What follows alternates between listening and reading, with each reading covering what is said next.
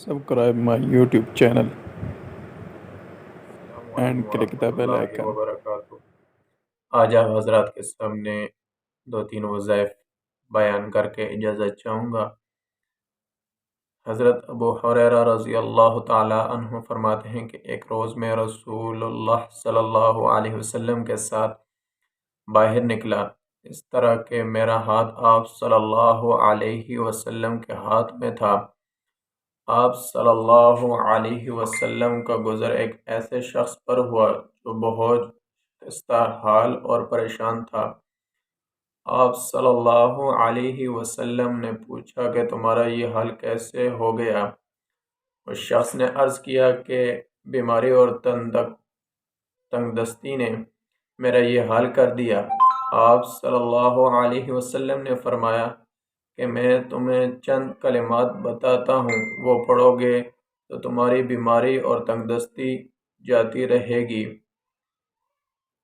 کلمات: توکلت علی الحی الذی لا يموت، الحمد للہ الذی لم يتخذ ولدا ولم یکن له شریک فی الملک ولم یکن له ولی من الذل وکبرہ تکبیرا۔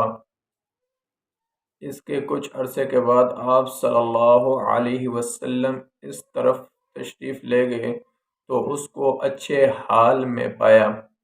آپ صلی اللہ علیہ وسلم نے خوشی کا اظہار فرمایا۔ اس نے عرض کیا کہ جب سے آپ نے مجھے یہ کلمات بتلائے تھے، میں پابندی سے ان کلمات کو پڑھتا ہوں۔ یہ ہمیں بھی چاہیے کہ پریشانی، کسی بھی قسم کی پریشانی ہو تو اس پریشانی کو دور کرنے کے لیے حضور اکرم صلی اللہ علیہ وسلم کی بتلائے ہوئے کلمات ہمیں پڑھنے چاہیے، تو انشاءاللہ پریشانی دور ہو جائے گی۔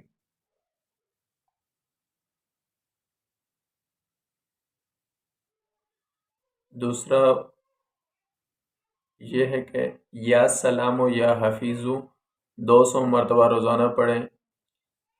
اس وظیفے کی برکت سے اللہ رب العزت آپ کے عزت و آبرو کی حفاظت فرمائیں گے۔ اور تیسرا یہ کہ اگر گھر میں برکت کے لیے اور فقر و فاقہ ختم کرنے کے لیے کہ اس کے متعلق وظیفہ ہے کہ حضرت عبداللہ بن مسعود